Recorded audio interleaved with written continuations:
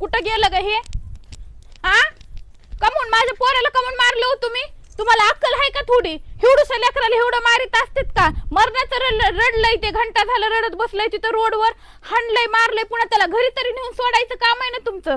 अशी काय चूक होती ह्याची नेमकी? कमून तुम्ही मारलंय याला सांगा पहिलं, नाही तुमच्यावर पोलीस स्टेशनला जाऊन केस काय चूक होती? नुसतं बोलता गेलं होतं ना तुमचं तिथं, द्यायचं वापस नाही तर ठेवून घ्यायचं.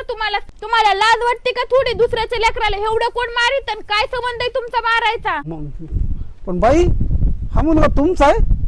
वाटत नाही हो तुमच्याकडे बघून की तुमचं लग्न झालंय आणि तुम्हाला मुलगा बी असेल एवढा मोठा. मला वाटलंच नव्हतं.